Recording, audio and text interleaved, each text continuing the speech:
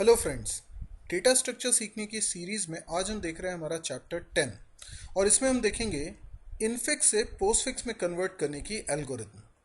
तो आइए उससे पहले हम एक एग्जांपल देखते हैं कि ये इनफिक्स नोटेशन में हमने एक एक्सप्रेशन लिखा हुआ है, इसी को अगर हम पोस्टफिक्स में कन्वर्ट करेंगे तो ये किस तरीके का बनेगा। तो पहले तो मैं इसी एक्सप्रेशन को यहाँ लिख लेता हूँ। ठीक है, अब जरा एक एक स्टेप सोचते हैं। सबसे पहले क्या करना होगा, सबसे पहले हम इनर ब्रैकेट को सॉल्व करेंगे। अगर आपने पिछला वीडियो नहीं देखा है जिसमें कन्वर्जन सिखाया गया था तो आप पहले उसको ज़रूर देख लीजिएगा। एनीवे, तो एक एक चीज़ को अपन करना स्टार्ट करते हैं। सबसे पहले बी प्लस सी को, इसको मैं क्या लिख सकता हूँ, पोस्ट फिक्स में कन्वर्ट करना है, यानी ऑपरेटर आखिरी में आएगा तो बी सी प्लस। ओके, और ये जो डी प्लस ई लिखा है इसको लिख सकता हूँ डी ई प्लस। ठीक है, तो ये तो सॉल्व हो गया। अच्छा, अब ये वाला जो ब्रैकेट है ये सॉल्व करना है, यानी इस पूरे एक्सप्रेशन को सॉल्व करना है। इस एक्सप्रेशन में एक तो ये बीच में एडिशन लगा हुआ है, हाँ, और एक ये मल्टीप्लिकेशन। अच्छा, आप इसको पूरे को तो एक ऑपरेंड मानिएगा क्योंकि ये सॉल्व हो चुका है। इसको भी आप ऑपरेंड मानिएगा, ये भी सॉल्व हो चुका है, राइट। तो प्लस एंड मल्टीप्लाई, दोनों में पहले कौन सा होना चाहिए, मल्टीप्लाई। ओके, तो इतने पोर्शन को सॉल्व करिए। इतने पोर्शन में ये पहला ऑपरेंड है और ये ऑपरेटर है, ये दूसरा ऑपरेंड है, तो हम ऑपरेटर को लास्ट में कर देते हैं, यानी एफ यहाँ लिख देते हैं। ठीक है, और पोस्ट फिक्स नोटेशन में इन ब्रैकेट्स की तो कोई ज़रूरत नहीं होती। ठीक है, अभी मैं सिंप्लिसिटी के लिए, समझने के लिए सिर्फ ये ब्रैकेट्स लगा रहा हूँ, इनकी ज़रूरत नहीं है। अब ये जो प्लस है इसके दोनों तरफ ऑपरेंड्स हैं। पोस्ट फिक्स में कन्वर्ट करना है तो ऑपरेटर को लास्ट में ले जाइए, यानी ये जो पूरा एक्सप्रेशन है ये पूरा का पूरा यहाँ से हट के यहाँ आ जाएगा। ठीक है, ये अननेसेसरी ब्रैकेट्स को हटा दीजिए, ये मैंने हटा दिया। ठीक है, अब ये प्लस है और ये डिवाइड है, ये पूरा तो एक ऑपरेंड बन चुका है यहाँ तक, तो डिवाइड पहले सॉल्व होगा। तो ये जी को मैं इधर लिख लेता हूँ, यहाँ से हटा देता हूँ। ठीक है, तो ये पूरा पोर्शन सॉल्व हो गया। ये ब्रैकेट्स भी अननेसेसरी हैं तो इनको हटा देता हूँ, राइट। अब ये पूरा का पूरा सेकंड ऑपरेंड है जबकि ए पहला ऑपरेंड है, तो इस ऑपरेटर को लास्ट में ले जाता हूँ, ये हो गया, ओ सॉरी, प्लस। ठीक है, ये हमारा कन्वर्जन कंप्लीट हो गया। आई होप ये आपको समझ में आया होगा, वरना आप पिछले वीडियो को देख के थोड़ी सी प्रैक्टिस कर लीजिए। तो यहाँ पे जो कन्वर्जन मैंने किया वो ये। अब यही काम हमें एक एल्गोरिथम से करवाना है, यानी हमें एक ऐसी एल्गोरिथम डिज़ाइन करनी है जिसमें हम प्री इनफिक्स नोटेशन को पोस्ट फिक्स में कन्वर्ट कर सकें। ये एल्गोरिथम में हम एक क्यू नाम का एरे ले रहे हैं जिसके अंदर ये कैरेक्टर्स होंगे। ये पूरा जो इनफिक्स नोटेशन में एक्सप्रेशन लिखा हुआ है ये एक एक आइटम इसका, यानी ऑपरेंड या ऑपरेटर या ब्रैकेट्स, ये सब एक एक एलिमेंट है इस एक्सप्रेशन के, एक एक कैरेक्टर हैं इस एक्सप्रेशन के। तो एक कैरेक्टर एरे होना चाहिए प्रोग्राम में जिसका नाम हम रख लेते हैं क्यू, और इस एरे के अंदर ये कैरेक्टर्स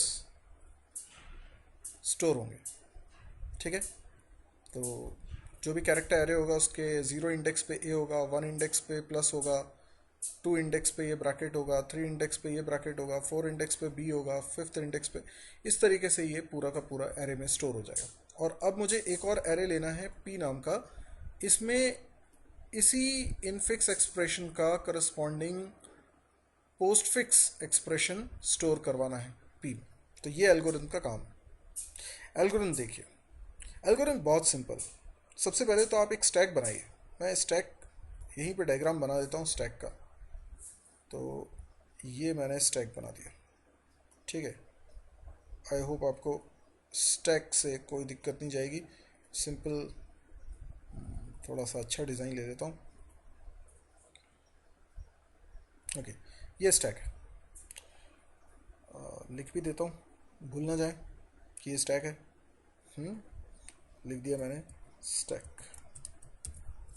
ठीक, फाइन। अब जैसा कि एल्गोरिथम में लिखा हुआ है कि पुश करो लेफ्ट पैरेंथेसिस को ऑन टू द स्टैक, तो लेफ्ट पैरेंथेसिस में स्टैक के अंदर रख देता हूँ अपनी तरफ से एक एक्स्ट्रा, राइट। तो मैंने लेफ्ट पैरेंथेसिस स्टैक के अंदर रख दिया, ठीक है, कोई इशू नहीं। और राइट पैरेंथेसिस को मैं क्यू के एंड पे लगा देता हूँ। राइट पैरेंथेसिस चाहिए तो क्यू के एंड में मैंने राइट पैरेंथेसिस लगा दिया। ये क्या जोड़ीदार है ना, ये लेफ्ट पैरेंथेसिस स्टार्ट हुआ तो राइट पैरेंथेसिस को कवर करेगा, कंप्लीट करेगा, ठीक है। अब एल्गोरिथम में देखते हैं आगे क्या लिखा है। स्कैन करो क्यू को, क्यू मतलब ये इनफिक्स नोटेशन वाला। स्कैन करो क्यू को फ्रॉम लेफ्ट टू राइट, एक एक कैरेक्टर यानी हम पढ़ते जाएंगे क्यू एरे में से और रिपीट करेंगे स्टेप नंबर 3 से 6 तक। ये स्टेप नंबर 3, 4, 5, 6 यानी टोटल मिला के 4 स्टेप्स हैं जिनको रिपीट करना है। अच्छा, ये 4 स्टेप क्यों है? क्योंकि एक्सप्रेशन में या तो ऑपरेटर आएगा या ऑपरेंड, या फिर लेफ्ट पैरेंथेसिस या राइट पैरेंथेसिस, यानी 4 ही तरह की चीज़ें हो सकती हैं। कोई भी एलिमेंट इन चारों में से ही कुछ एक होगा, जो भी होगा उस आधार पे कोई एक स्टेप चलेगी, यानी चारों में इफ स्टेटमेंट लिखा है तो 3, 4, 5, 6 इनमें से कोई एक स्टेप एक कैरेक्टर के लिए चला करेगी।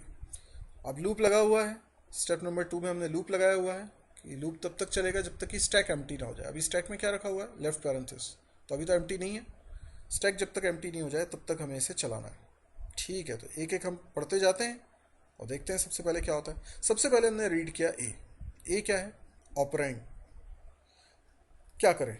अगर ऑपरेंड आ जाए तो इसे सीधे सीधे पी में जोड़ दीजिए, ठीक है। ऑपरेंड आ गया है इसलिए सीधे सीधे इसको मैं पी में जोड़ रहा हूँ। ये देखिए मैंने इसमें जोड़ दिया। इसका कलर मैं थोड़ा चेंज कर देता हूँ, इसका कलर कर देता हूँ ग्रीन, ठीक है। तो ए मैंने इधर जोड़ दिया, ओके। फिर अगला कैरेक्टर रीड करते हैं। अगला कैरेक्टर क्या है? प्लस। तो अगर ऑपरेटर आ जाए तो क्या करें? ऑपरेटर आ जाए तो तब तक स्टैक में से ऑपरेटर्स निकालते जाओ जब तक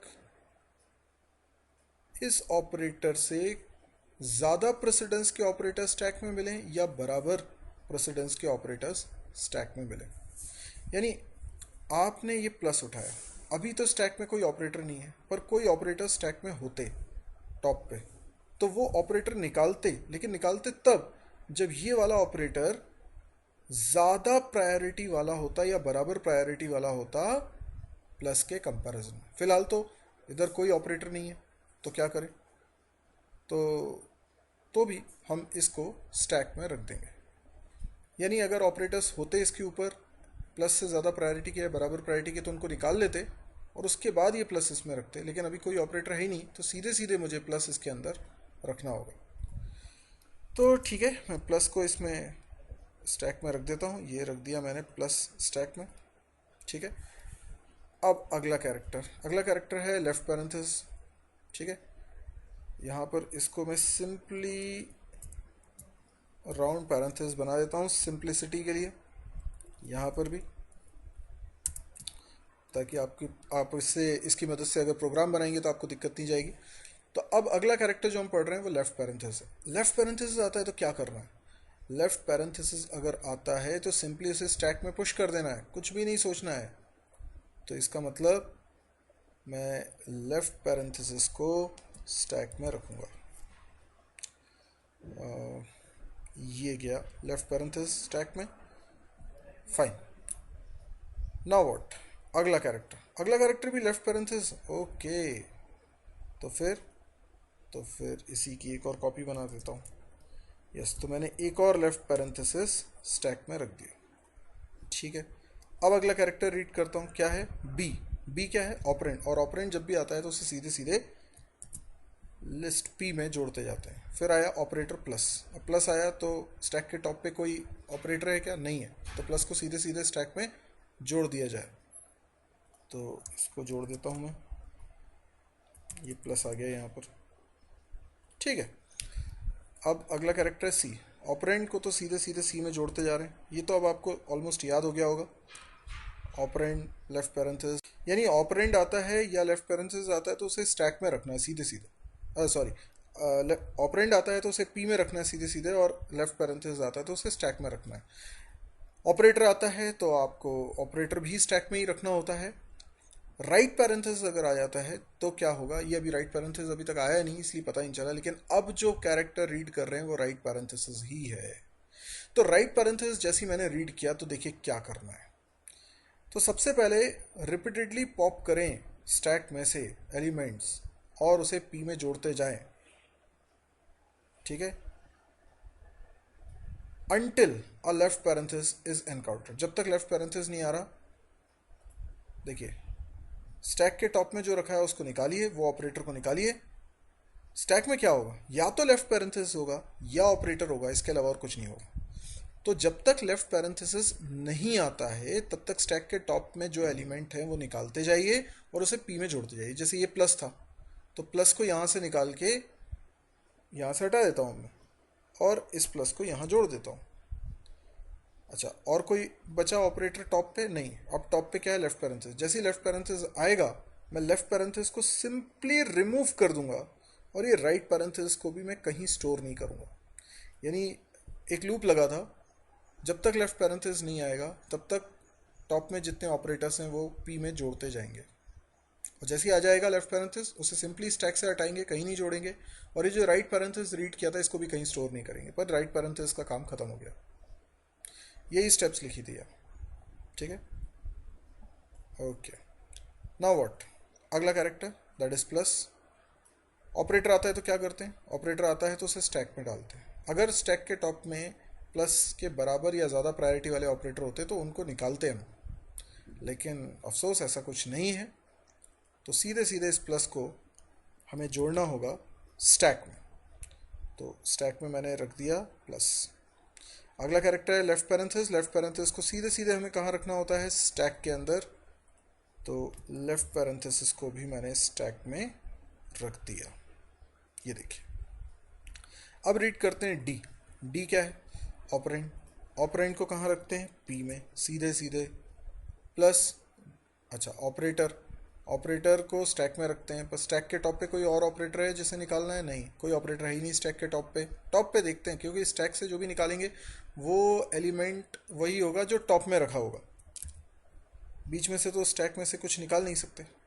ओके, तो ये स्टैक का एक एप्लीकेशन है, स्टैक का एक यूजेज है। तो प्लस को मैंने यहाँ रख दिया। अब आया ई, तो ई तो ऑपरेंड है, सीधे सीधे इसको पी में जोड़ दीजिए। अच्छा, अब ई के बाद राइट पैरेंथेसिस आया, तो राइट पैरेंथेसिस आएगा तो क्या करना होता है, हम ऑपरेटर निकालते जाएं स्टैक में से तब तक जब तक कि लेफ्ट पैरेंथेसिस नहीं आ रहा। ऑपरेटर निकाल के पी में जोड़ते जाएं, तो ये प्लस ऑपरेटर है यहाँ पर, इसको निकालते हैं।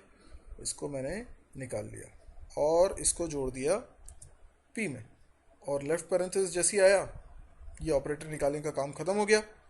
लेफ्ट पैरेंथेसिस को निकालिए, देखिए रिमूव लेफ्ट पैरेंथेसिस, यानी लेफ्ट पैरेंथेसिस को निकालिए और इसको हटा दीजिए, कहीं नहीं जोड़ना, और राइट पैरेंथेसिस का भी काम खत्म। अब आता है मल्टीप्लाई। तो मल्टीप्लाई एक ऑपरेटर है, उसको स्टैक में रखना है, पर देखिए अगर मल्टीप्लाई के बराबर या इससे ज़्यादा प्रायोरिटी वाले ऑपरेटर टॉप में रखे हो तो उन्हें पहले निकाल लीजिए। पर स्टैक के टॉप में ऑपरेटर तो है पर मल्टीप्लाई से कम प्रायोरिटी वाला है, इसलिए वो नहीं निकाला जाएगा। केवल मल्टीप्लाई के बराबर या मल्टीप्लाई से ज़्यादा प्रायोरिटी वाला ऑपरेटर होता तो निकालता। तो अभी मल्टीप्लाई को तो मुझे एज इट इज़ रखना होगा, तो ये मल्टीप्लाई को मैं स्टैक में एज इट इज़ रख देता हूँ। अब एफ रीड होगा तो एफ को एज इट इज़ पी में जोड़ देता हूँ। अब बारी है राइट पैरेंथेसिस की। राइट पैरेंथेसिस का क्या कहना है, ऑपरेटर्स को निकालते जाओ स्टैक में से तब तक जब तक कि लेफ्ट पैरेंथेसिस नहीं आता। तो पहला ऑपरेटर टॉप में कौन सा है, मल्टीप्लाई, तो मल्टीप्लाई को मैं यहाँ जोड़ दूंगा और इस मल्टीप्लाई को यहाँ से हटा दूंगा। अब ये प्लस है, प्लस को यहाँ से हटाया और प्लस को भी पी में जोड़ दिया। लेफ्ट पैरेंथेसिस आया तो उसको सिंपली रिमूव कर दीजिए, ये स्टेप भी फिनिश हो गई।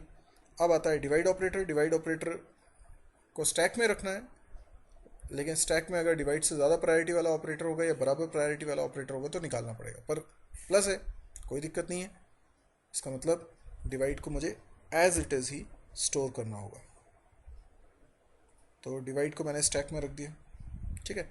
अब बारी है जी की। जी तो एक ऑपरेंड है, उसे सीधे सीधे पी में स्टोर कर दीजिए। अब आता है राइट पैरेंथेसिस। राइट पैरेंथेसिस जब भी आता है तो हम स्टैक से वो सारे ऑपरेटर्स निकालते हैं जो टॉप में है, तब तक जब तक कि लेफ्ट पैरेंथेसिस नहीं आया। तो सबसे पहले मैंने डिवाइड को इसमें जोड़ दिया, डिवाइड को इसमें जोड़ा, तो ये डिवाइड यहाँ से हट गया। फिर प्लस आया, प्लस को भी हटा दीजिए, और प्लस पी कहाँ चला जाएगा, ये आ जाएगा पी में। और ये जो राइट पैरेंथेसिस है, ये जब आ गया तो इसको सिंपली रिमूव करना होता है, और हमने लेफ्ट पैरेंथेसिस को रिमूव कर दिया। और आप देखिए अब स्टैक एम्प्टी हो चुका है।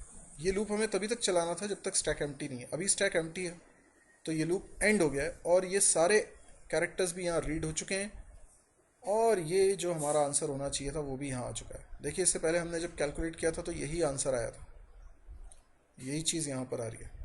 तो हमारा आंसर भी वेरीफाई हो गया जो हमने कैलकुलेशन किया था, राइट। ओके, तो आई होप आपको ये एल्गोरिथम समझ में आई होगी। इस एल्गोरिथम को आप नोट कर सकते हैं, और बहुत ही सिंपल एल्गोरिथम है। ये स्टैक का एक इम्प्लीमेंटेशन समझाती है। यदि आपको चैनल पसंद आ रहा हो, वीडियोस पसंद आ रहे हो, वीडियो को लाइक करें और चैनल को सब्सक्राइब करें, ताकि और भी ऐसे वीडियोस की अपडेट्स जैसे ही मैं अपलोड करता हूं तो आपको मिलती रहे। आप मुझसे कम्युनिकेट कर सकते हैं कमेंट्स के ज़रिए या मेरे फ़ोन नंबर के ज़रिए। आप मेरी वेबसाइट mysirji.com पे विज़िट करके मेरे सभी चैनल्स के लिंक वहाँ से हासिल कर सकते हैं। आपको अगर सी सीखना है, C++ सीखना है, जावा सीखना है, PHP सीखना है, डेटा स्ट्रक्चर सीखना है, तो इसके लिए अलग अलग यूट्यूब में चैनल्स बनाए हुए हैं मैंने। तो ये चैनल्स के लिंक आपको इस वेबसाइट पे मिल जाएंगे। तो आप इन सभी चैनल को सब्सक्राइब करिए, ताकि बहुत ही सिंपल वे में आप ये टिपिकल से टिपिकल कॉन्सेप्ट सीख सकते हैं। Thank you.